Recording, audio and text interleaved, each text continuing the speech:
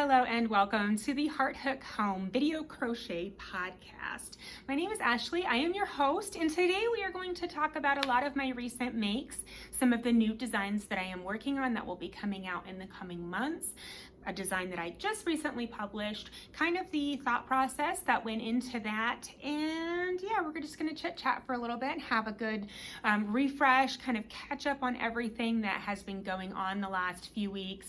Yeah, it's been unbelievably crazy. So a couple of weeks ago, or last week technically, my sister kind of surprised us and came to visit. So that was fun. We had several days with her. That was an amazing time, and obviously got to spend time with my mom as well. So just a really nice time. Today here in Kansas in our school district is the last day of school. So I am equally excited about that and ready, for the next chapter. So I will have an 8th grader and a sophomore, which is just crazy to me. So yeah, we have lots of fun things to talk about today. The very first thing that I want to talk about is this new men's scarf. So today is May 20th. And here in the United States, we celebrate Father's Day this year on June 19th. So that means that you have got basically 1 month until Father's Day if you are in the United States, and if you have a father figure in your life that you celebrate on that special day.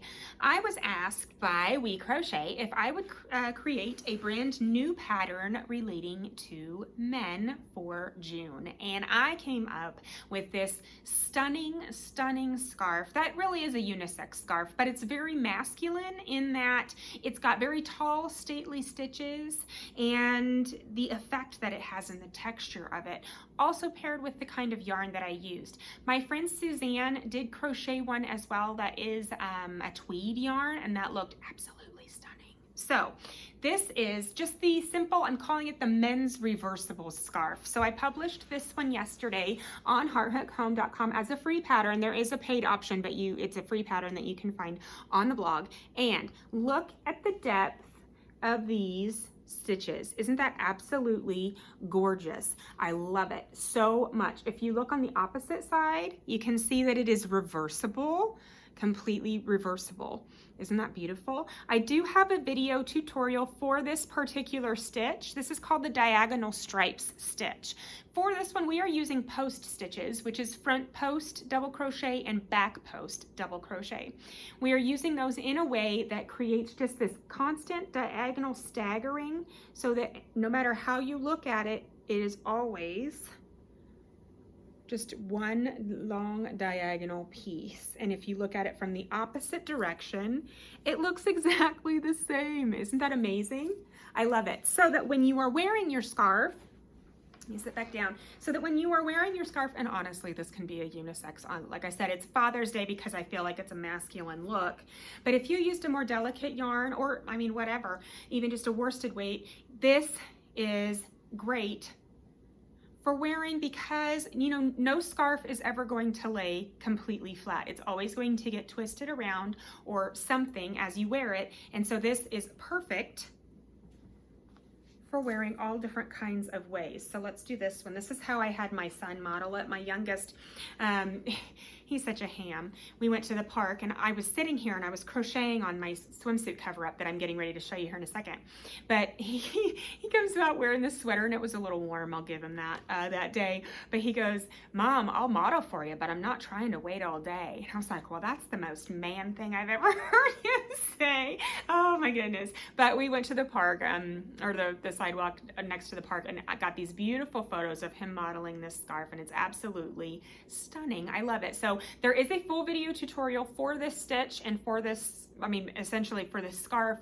If you follow along with my video tutorial for this stitch and start with the number of stitches that I say in the pattern, that's all you have to do. It's basically a video tutorial for the entire scarf. So I'll make sure to put that in the description of the video below. But isn't this beautiful? The way that it is written, it used just shy of 7 balls of gloss DK yarn, which is a beautiful, beautiful yarn. It is a merino wool and which is great for a scarf because it makes you feel very nice and warm, right, in the winter months. But yeah, so you will need about 855 yards. If you are using a different yarn than the Gloss DK, you could of course use the DK weight, which is a size 3 yarn, or if you wanted to, you could do a worsted weight and it would just come out a little bit larger. As written here, it is 8 inches wide and about 78, I believe, inches tall. So it's pretty tall. Typically when we are designing scarves or when we're crocheting scarves, what the general rule of thumb is about 8 inches wide, you know, depending, of course you can go wider if you want to, but usually you go about 6 feet or about as tall as the person. So this one is a little bit over, but I think that that's just a lovely, I wanted to use almost 7 balls, and that is exactly what this is, and it turned out beautiful, and I just love it. So, and there goes my coffee maker. It shuts off after an hour and makes that god-awful noise. Sometimes it really scares me. So we will, okay, it's done. So, okay, you all know that I'm doing one new pattern a month in 2022, and I am so excited that I have been on pace. So we published the Swagger sweater last week, and that was absolutely a wonderful pattern. And some people already finished. I know Tom in the group already finished his, and there are several other people that have already worked all their way up through the body, and they're getting ready to separate into front and back, and it's looking beautiful. So I'm excited to see your pictures on those. Absolutely love them. Pam was one of my testers, and she made a green one, and she actually had the dye lot kind of got screwed up in the middle, but it turned into, it almost looks intentional. So it's a darker green and then it's just a lighter green right around the band, and it's absolutely gorgeous and it looks beautiful. So yeah, definitely when you get done with your Swagger sweaters, share pictures in the Heart Hook Home Crochet community on Facebook, because I want to see them. They're beautiful and I love them, especially after you wash them, and I cannot wait to hear some of the feedback on that. Like I said, when you wash that and it softens up, it's just absolutely beautiful. You know, it's got that great texture to it and just feels really nice and stiff, but not too stiff, more like a jacket than a sweater, and it, yeah, just holds its shape really well. So I hope you're loving that pattern. I am very excited that I am on pace for June and July. So July, I've already got half of my pattern done. What I'm going to be working on this weekend, the first weekend of summer, like I kept asking my boys individually, I said, you know, what do you want to do this weekend to celebrate the first weekend of summer? Oh, I don't know. We're just bored. We're going to be bored. I'm like, okay, well, I'm trying, right? So if we don't find something very exciting to do this weekend, I am hoping to get the July sweater all sized out and sent to my testers so that they can go ahead and get started. I do have a tester submission form if you would like to apply to be a tester. I don't think that I've ever talked about that on the podcast before. I will put a link in the description of this video to sign up to be a Heart Hook Home pattern tester. What I ask is, I ask your proficiency level in crochet, whether you're a beginner, because I need beginners. I need to know that people that are not advanced or expert level can complete this pattern, right? Any pattern that I design, I need to know that all skill levels can complete it. I also like to know if you have experience in Tunisian crochet or what sizes the people in your family can wear. So it's not only that you can crochet that size, because I can crochet that size too, or any size, you know. My goal is I need to know that it actually fits the size that it is intended for. So on that form where it says what sizes can you crochet, I know you can crochet any of them, but what can you test? Like what can you make sure fits that size in your household? If your husband wears an extra large and your son wears a, I don't know, a men's small or whatever, that's mine right now. But yeah, so what can you actually test in your household? So definitely apply to be a tester. I am always looking for new excellent testers. I also have a field on there for uploading 5 of your recent crochet makes so that I can see your work. So for that, I need the pictures to be enticing, make me want to click on them, you know what I mean? Make sure that there's nice and well lit photos, or ones that show off how, you know, how great you are at graphing or anything, graph crochet or anything like that, Tunisian crochet, stuff like that. So, and they don't have to be my patterns when you upload the pictures. I noticed that most people do upload pictures of things that they've made from my patterns, which is nice and I love seeing them, but it's not a requirement either. So Anyways, I am very proud of the fact that I am on pace for June and July. One thing that I've also started, or one thing that I've practiced throughout, writing patterns, is I like to use new to me or new to us stitches. And I like to learn a new stitch, and then I like to figure it out. So I like to, crochet a whole thing. I'm about to show you. Crochet a whole thing of it, and then I learn my own tips and tricks that make that stitch either turn out better for me, or make it go faster for me, or just work better for me, make it more uniform, make it more professional looking. So I have done that yet again with this new Coverup pattern for June. So originally I wanted to use a curio number 3, which is a crochet thread from WeCrochetAndKnitPicks.com, and I do love that yarn. I've used it to make bead bags, I've used it to make sun hats, I've used it to make all kinds of things, but it was not working for this Coverup. Part of the reason for that, I believe, is that it was a mercerized cotton, and mercerized cotton is just a little bit stiffer and a little bit heavier, and it just wasn't. It didn't matter what hook size I was trying, nothing was working. It just looked sloppy, which is really depressing because I've made these beautiful bags with it and it looked beautiful. But the stitches that I was trying for this swimsuit Coverup, I just wasn't feeling it. I just wasn't. And that's kind of sad, but at the same time, I've nailed down what I want to do and I am ready to share that with you. So I am going to make 2 panels, right? And I'm halfway through my second one. I'm not going to show you that because it's in a precarious state at the moment. I'm in the middle of a tedious row and I'm not going to disrupt that. But I will show you the first half that I have completed, okay? Let me get this all situated. So I'm making 2 panels that look like this, okay? Let me get this. Okay, this is halfway. So this is folded over in half, and I've got some strings attached or something going on funky down here. I am going to block this, so I am going to put it down on my blocking board, spray it down with water. This is actually doubled up. I don't know how well you can see how nice and open and airy this is. I'm going to put it down on my blocking mats, which are just foam mats, and I'm going to pin it into place exactly the size that I want it to be. Then I'm going to mist it with my spray bottle, and I'm going to get it nice and wet, and then I'm going to let it dry in exactly that shape that I want. What that's going to do, blocking it, what's that going to do is it's going to open up these chains here, these loops, these very tall loops that I've made. It's going to open those up and just pull everything this way and just nice and tight. So what I've got is I've got this completed panel, which is going to be like this, right? And I've got the other one over here that's going to be like this, okay? And we're going to seam in the middle. So basically I'm going to be like a beautiful red flame. It's like a big fire on the beach. It's going to be amazing. So we've got the yellow that meets in the middle where we're going to seam just for a few stitches on the front and back. The back is going to come up higher than the front just so that we have a true front and back. I'm not sure if I'm going to go around the bottom edge yet.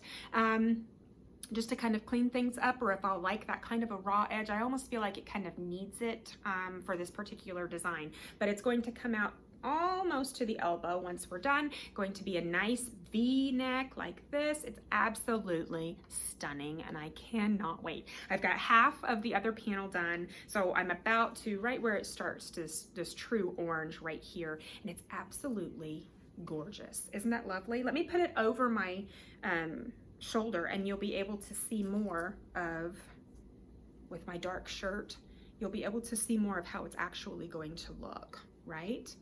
So we've got this here. It's going to be a V-neck, just like this. And it's just gonna lay so nice. It's gonna have that beautiful drape where it just, oh gosh, you guys, it's gonna be freaking gorgeous. So I did buy an extra cake. The yarn that I am using for this, because I want it to be a cotton blend, or at least mostly cotton. This is a 60% cotton, 40% acrylic, and this is a size 1 yarn. So it's a very thin yarn, but this is the yarn that I am using. It is Yarn B and it's Rainbow Rhapsody. This is $8.99 normally, and when they go on sale every other week for 30% off, that is a steal, because I'm going to try to modify the pattern to where you only need 2 of these. I did buy a third one. So this right here that I just showed you, this is one entire cake. So I have one for the left and one for the right. So I did buy this extra one because I wanted to make a cord to go on the side where the red part is, and I wanted to have enough of a cord that I can actually do something with it, but I want one on either side, and I should have made the red cord before I started the first panel, right?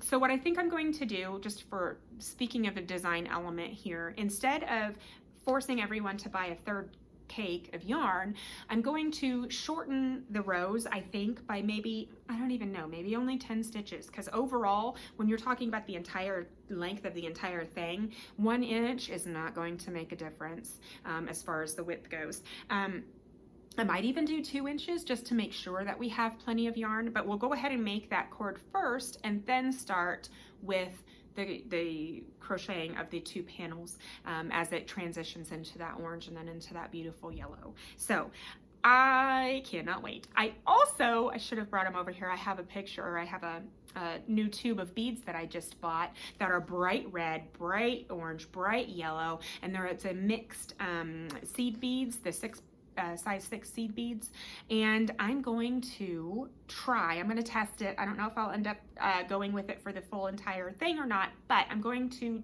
test taking a needle and thread and sewing.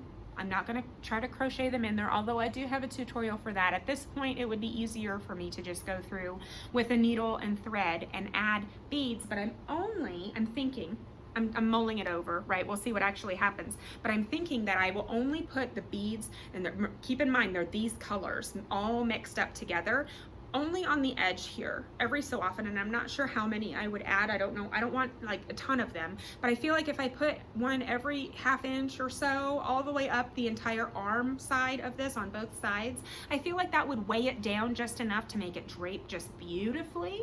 It would also help to pull and open up those stitches. So that's something I'm contemplating. I'm thinking just regular thread, and I can just use red, whatever thread I have, right? I don't have to use the yarn, although you could use the yarn. But that is something that I am really contemplating, and I think it's going to be absolutely stunning when I get it done. Now, this is technically a swimsuit cover-up, but what I'm feeling with this one is I'm picturing some white capris with some like cork wedge strappy sandals, right?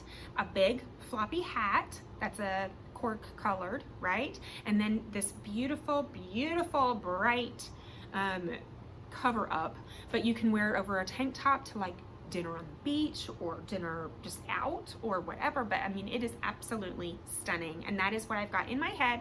So I am going shopping sometime. I need shorts and everything for the summer anyway, but I'm going to go on the hunt for those white capris because I think it's going to be absolutely stunning, especially if the only real color you've got on is this stunner of a piece. It's just going to be absolutely fabulous. So when I get done making these modifications to this pattern, and we're only going to need 2 cakes of this yarn, do you know what that means? Assuming you're not adding the beads, which the beads were only $1.99 because they were 50% off for a whole tube of them. I'm like, I can add beads for $1.99, but these are $8.99 a piece. So if you need 2 of these, 18 bucks, and if you get them on a 30% off week, $12 is what it takes to make this. Plus your $2 beads, $14 for the entire shebang. And I mean, sold. You know what I mean? Sometimes that's kind of a struggle, I think, sometimes, is that, you know, depending on what kind of yarn you're using, if it's a very high-end yarn, sometimes, or if you just need a lot of it, sometimes it's more expensive to make it yourself, right? So a lot of times, you know, people think, oh, handmade or homemade, you know, that it means cheap, and that's not necessarily the case. In this, that is the case. Inexpensive, anyway. It's not cheap. It's inexpensive or frugal, which is not a bad word either. But I cannot even, $14 for this entire thing. Absolutely beautiful. Oh, and I want you to know, I do have a tutorial coming. So I'm using this dowel rod. This is a 1-inch dowel rod. You can use a broomstick if you want to, if it's the right size. I would assume that you can. I would try to get the 1 inch though, just for gauge sake, because I'm not sure how your yardage would work if you were using a smaller, like a 3/4 inch or a broomstick that's not quite the 1 inch width.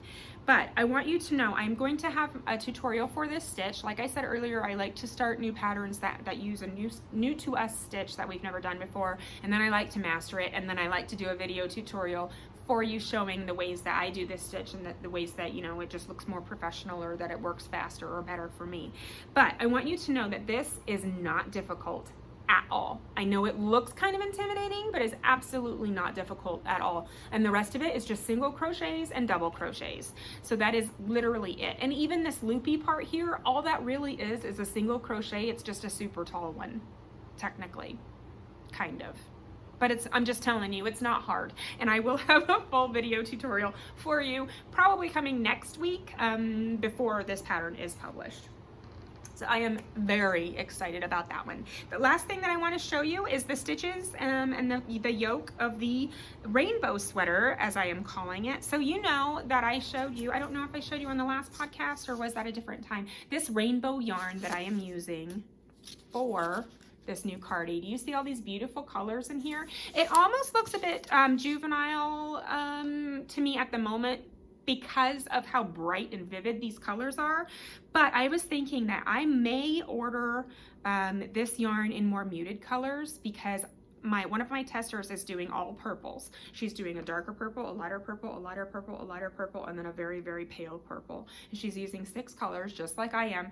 Absolutely going to be gorgeous, and I cannot wait. She just ordered it the other day, so hopefully she gets that yarn pretty soon. But I'm thinking I might order new yarn in different colors that are more muted, like maybe a cream or an ivory with like a pale blue and a pale yellow and a pale, I don't know, just maybe a very, I don't know about gray, but just more muted colors. But I do think that when this is done, it is going to look very, I don't want to say Crayola-ish, and not juvenile is not really the right word, but it's very, just so bright, it's so vivid, and the rainbow is just like this, woo, you're a rainbow, you know, which is perfectly great, and it's going to be amazing. But I think I'm going to do a muted color one as well. Anyway, here is the yoke that I've got going for this, and I know I said I'm halfway done. I'm saying that because all I have to do on the length here is just crochet these rows. There's no increasing, there's no decreasing, there's no designing really to it. I already know how long it needs to be. So the only aspect I have left of designing this entire thing is the sleeves. So as you can see, we start with just a regular neck opening, and I grow it on the inside edges only to where it ends up being perfectly around for the bust as it meets up in the center. And I don't think I'm going to do a lot of edging on this one. I like it just the way that it is, but I am using this beautiful stitch, and it's working up very quickly. And I love that it's a top down, because I am able to modify it for petite sizes as well. So that is going to be something that it's just going to be a great pattern. So this one is coming up for July. I am going to, that's part of what I'm working on this weekend, assuming we don't find anything super exciting to celebrate, you know, the start of summer. But I am going to sit down this weekend and try to size all of this out, get it to my testers so that they can get started. And then as soon as I get mine done, I'll get pictures of it and share that with you and all of those good things. I also want to remind you that I am working on the blanket cardigan. I did get that completed, the one with the tweed. I shared a picture on Instagram and on the Facebook page. It's been almost probably a couple weeks now, but that I am in the process of reformatting that entire pattern, and look for the update to that to be out. I will share that with you as soon as it is ready. So that is something that I am also working on. Lots of stuff here, and I feel like just got to keep the momentum going, you know. And so designing this one pattern every single month for all of this year, it's turning out pretty amazing, and I'm really liking the challenge. I don't know that I will continue it into next year, but I am really liking this challenge, and I'm hoping that everyone is loving all of the new patterns that I have been coming out with in 2022. And there's more. I'm already planning August, and I'm already working on September. I've been working on September because it's kind of a beast, but we're gonna do it. It's gonna be amazing, and I'm excited. So all right, I will keep you posted on the swimsuit cover up. Watch for this new tutorial for this new super tall loopy stitch on the Heart Hug Home YouTube channel coming soon, and I will talk to you all later. Have a lovely weekend. Bye.